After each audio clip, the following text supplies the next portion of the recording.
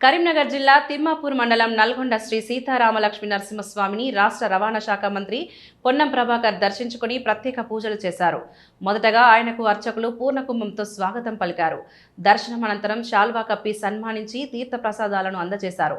ఈ సందర్భంగా ఆలయ కమిటీ చైర్మన్ బండారుపల్లి లక్ష్మణ్ దేవాలయానికి సంబంధించిన కోట్ల విలువైన 2 ఎకరాల భూమి అన్యాక్రాంతం అయిందని మంత్రికి వివరించారు.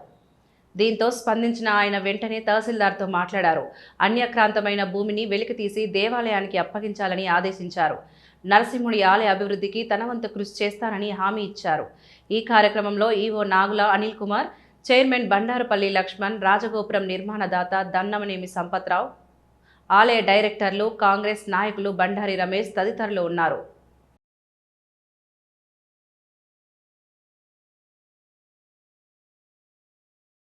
మధురవైన్యే నమస్తే పద్మనేత్రాయ నమస్తే దిక్కుగా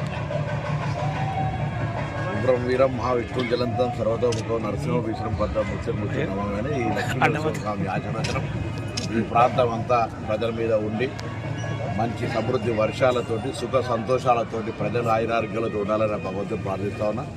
నేను పార్లమెంటు సభ్యుడిగా ఉన్నప్పుడు ఈ క్షేత్రానికి అనేక సందర్భాలు వచ్చిన తెలంగాణ రాష్ట్రం రావాలని కోరుకునే సందర్భంలో వచ్చినాం.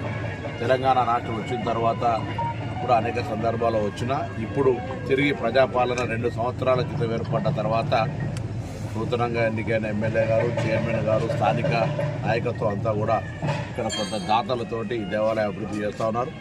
ఆనాడు నేను పార్లమెంట్ సభ్యుడిగా ఉన్నప్పుడు ప్రారంభించిన కళ్యాణ మండపం సంబంధించి పెండింగ్లో ఉంది.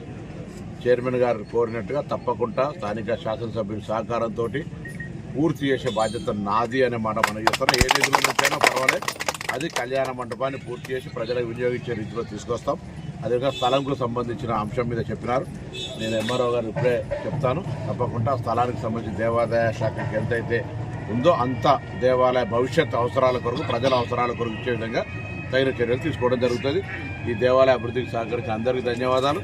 మనందరికీ కూడా ఎప్పుడు కూడా ఆ లక్ష్మీనరసింహ ఆశీర్వచనం అటు నాంపల్లి గుట్ట కావచ్చు, అటు ధరంపూరి కావచ్చు, ఇక్కడ ఇది కావచ్చు, ఈ విధంగా అన్ని అటు వేములవాడ రాజన్న, కోట అంజన్న, ఈ విధంగా మనందరికీ కూడా అనేక దేవాలయాల ఆశీర్వచనంతో ఈ ప్రాంతం అంతా కూడా రైతాంగం